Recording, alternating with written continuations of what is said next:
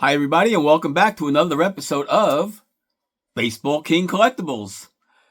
Hi, everybody, the Baseball King. We're back with another episode. We think we got a good one for you today.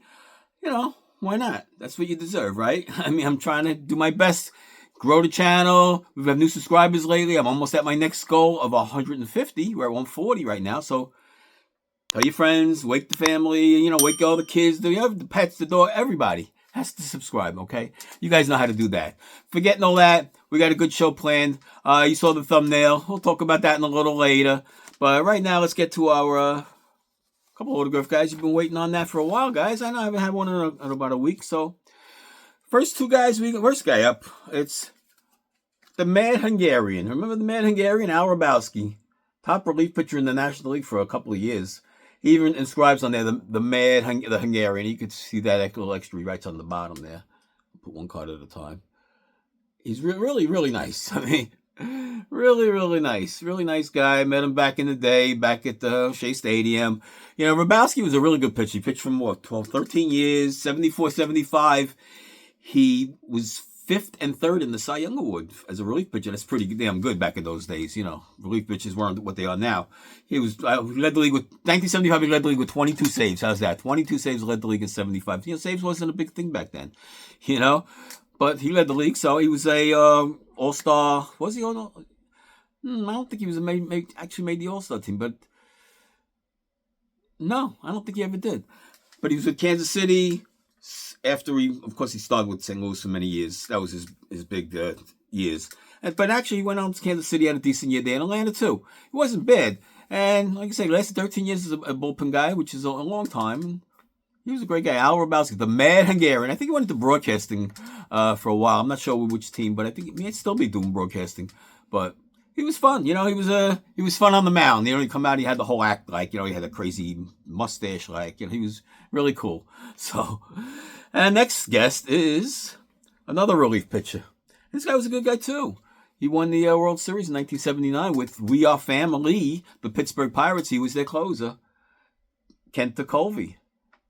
A little closer, you can see because he's a nice autograph. Man, these are all in person, guys. Of course, I am an in-person collector. None of this was purchased. None of this was gotten at a show or anything. This was all in person outside the ballparks. Easy in pie to get the autographs back then. It was so simple. Tekulve had a great year too. He was also 19. What was it? I got some notes here for him. He was a Cy Young. He finished 5th in 78 and 79. Again, for a relief pitcher, finishing in the Cy Young is difficult. Back in those days when starting pitchers were winning 20 and striking out 250 and all that. So he was also with Kansas City pitched for a while. He pitched with Pittsburgh, of course. Philadelphia, Cincinnati. I said Kansas City. No, he wasn't with Kansas City. I'm sorry. Pittsburgh, Philadelphia, and Cincinnati. But he pitched in 90 games 4 times. 3 with the Pirates and once with the Phillies at age 40. All right? Age 40, he's in 90 games. That's abuse now. All right? But he didn't, he had that underside warming. He came from underneath low. He was tough on righties.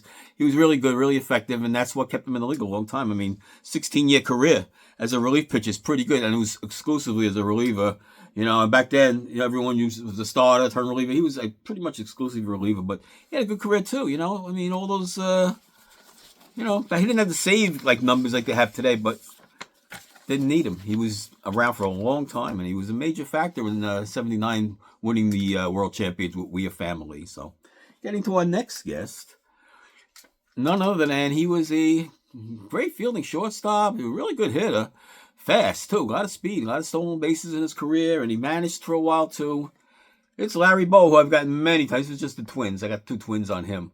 But I have a lot of other different cards of him, too. I just haven't, these are just grabbed right away. I saw him on top. I said, all right, Larry Bowa is cool. Let's talk about Larry Bowa today. So, of course, with the Phillies, those were his big years with the Phillies. The Cubs, he went on to, and most people don't know this, he played 15 games for the Mets. In his last season, the Cubs released him. The Mets picked him up at the end of the year. And a couple weeks, 15 games he got in, and he was done. But he had a great career. He was a 5-time All-Star, 2-time Gold Glove winner. 9 years, he had 20 more stolen bases. That's pretty good. That's pretty good speed. He might have led the league one year too. Even he had close to it. With Tim Raines in the league, it was hard to ever win a stolen base championship. He was winning them every year. But after his career, playing career was a good career, real good career. he went on to manage for 6 years briefly with the Padres for 2 years, I believe. Yeah, Padres. And then he went on to 4 years with the Phillies. In between those 4 years, he was 13 years, 14 years in between managing stints. He was with the coaching for the Phillies for a long time. Phillies passed him over. You know what? He said, screw you guys. He was, all primed for the job. He was coaching for a long time. He went on, I think, to the Angels to coach. And then in 2001, he came back to the Phillies. He was manager of the year. They hired him back. They realized they should have hired him back 4 years earlier. They made a mistake. And they finally got him back into the fold. And, they made the right move, getting Bowa back. Because he was a good guy, good manager, good player. And thanks, Larry Bowa. Great career. What do we have next? You know what? Before we get to our next guest, let me talk about our thumbnail, which is, am I a one of one? I don't know. You tell me. I'm an in-person autograph collector, okay? That's what my main hobby is. I'm a long-time baseball card collector as well. Turned autograph collector. Up until autograph collecting, until there were shows, I had never autographs. Just, none. Just you would meet somebody in a mall or something, maybe like that. But other than that, no autographs. It was all baseball cards only, and pretty much everybody. And then the baseball card show came around, and that was a big deal, the card shows. There was 2-3 shows on Saturday and 4 on Sunday. It was just, I was running back and forth to all the shows because every show had a guest, some kind of a ex-baseball player. They were all over the place back then. And there were $5 to $10 at most. Mantle was like $25. The big guys were $20, $25, and I was like, ooh, wow. But everybody else was $3, $8, $6. Crazy prices, very affordable, of course. So I was getting everybody left and right, going from show to show to show to show. On the weekends, I had time off from work. So I was able to do all that. Then, after that, I morphed into more of a autograph collector of just celebrities. Back to about late 80s, 1990s. So, and then celebrities was, wow, I said, wow, this is even better than baseball guys and sports guys. But I was doing both. Now I'm doing both. I'm doing baseball, mostly baseball, and doing celebrities at the same time for for a good decade more. I don't know, 15, 20 years, 2 decades. So, am I the only one? I'm not the only one who's done this. I know that for no way. I got friends who have done this, of course. But am I the only one on YouTube doing this? Am I a one-of-one unique collector doing something that no one else on YouTube does?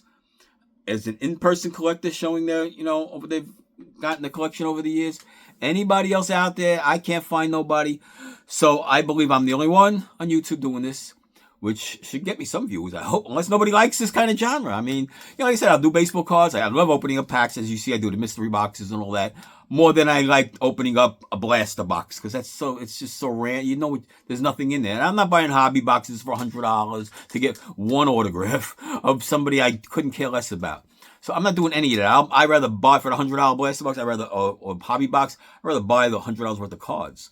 All right, even the mystery packs, you're getting in those packs. You buy from reliable sources. You're getting your value out of it, guys, too. And like I said, not for me. I'm doing this for the channel, and basically that's it. That's why I'm opening all this stuff. I wouldn't even be doing that right now, but I'm doing it for you guys. I'm saving you guys a lot of money, aren't I? A lot of these mystery packs, or some of them I'm actually recommending. I give you a thumbs up or a thumbs down. So I believe I'm the only one, and I guess I'm a unicorn. I don't know what to call myself, but I'm sure you guys got a lot of names for me. But anyway, so that wraps that up. I think I am the only one. So tell me if there's somebody else out there, point me to their channel or invite you to come along and, invite yourself here and tell me all about yourself. So let's get to our Beckett magazine of the day. Oh, it's not Barry Bonds signed. Oh, no, but it's Barry Bonds on the cover. But who could it be under Barry Bonds? It's the big cat. Andres Galarraga. The big cat had a long career, 19 years. He played till he was, I think, 43, 44. He went a long time, and he was effective. He was good. They say Rockies made his career and all that. All right, we'll give him the benefit of the Rockies with the home run power and all that. 96 to 97. And actually, 96, he led the league with 47. The homers, 150 RBIs. And the next year, he came back and did another 140. He led the league with RBIs. Another, he was really a 44. And then the year after, 47, he turned to Atlanta. They traded him to Atlanta after the 97 season. Or he was a free agent, probably free agent. And he hit 44 in Atlanta. So it wasn't a fluke. All right? The Colorado wasn't a fluke. The guy had power. He was a big guy. Standing next to him, he's a big guy. That's why he was the big cat. All right? So he was awesome, man. He was really a 288 lifetime batting average, 399 homers. All right, these are like, look at some other guys that are in the Hall of Fame, but the Colorado numbers skewed his career. So that will not get him in the Hall of Fame. He's got Hall of Fame type numbers to compare to some other guys. You want to compare him to Duke Snyder. You want to compare him to a few other guys similar like that are in the Hall of Fame. He was right there with them. But unfortunately, those Colorado years, his Montreal years were pretty good too. He was a good hitter. He was a good glove man too. He won the Gold Glove twice. He was a 5-time All-Star. And then he bounced around after Colorado. He went to Atlanta. Like I said, he had a good year. He went to Texas. And he hung on until age 43. He had a really good career. So I don't know what he's doing now. I don't think he went into coaching or anything. But the big cat, Andres Galarraga. Now, what do we got now? Oh, we got a celebrity guest. We got to have a celebrity guest. What would this channel be if I just did baseball only had to do a celebrity? Because then I wouldn't be who I am. I wouldn't be that one of one guy, right? So we have to do a celebrity. Okay. And who do we got today? Great singer. A great voice. Oh, as soon as you hear him on the radio, you know who it is. It's that kind of voice. And some guys go, who's that? Oh, yeah.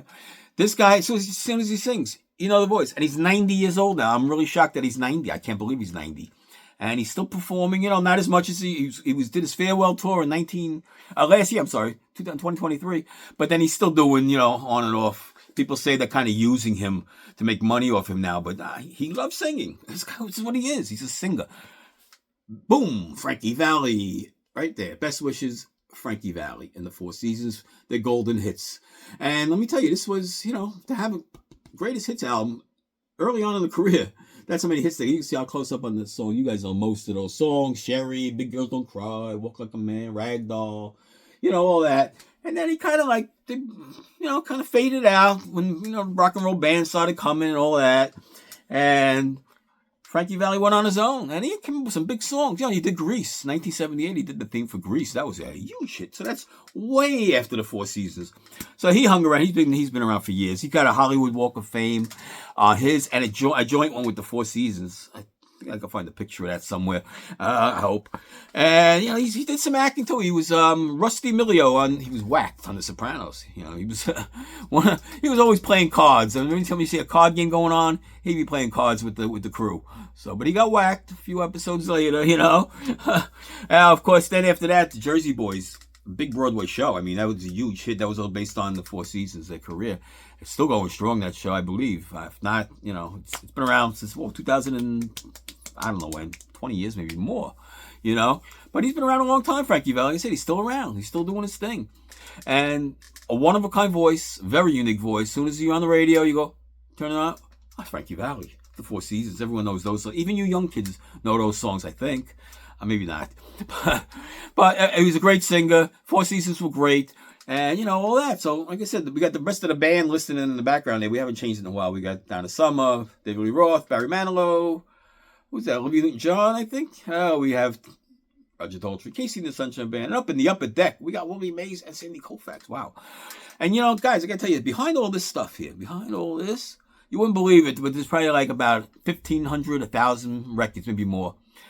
Records. I was a record collector at the same time, too. But, records, 1985, 86, I probably bought my last run, so they're still all there.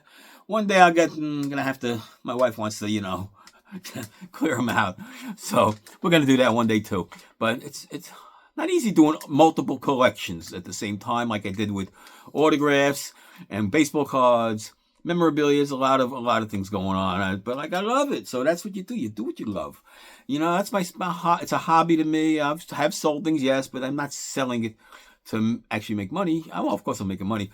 Just overload of stuff and some doubles and triples and things like that. So you get rid of those things. So guys, anyway, another show in the books. We're so glad you would stay with us till the very end. I think you're still here. And if you are and you haven't subscribed yet, please do. Please hit the bell, bing, and all that stuff, and like and share, and tell your friends, tell the family, wake the neighbors, everybody else. New episode is out, and that's it. We'll see you next time as we continue the journey with Baseball King Collectibles.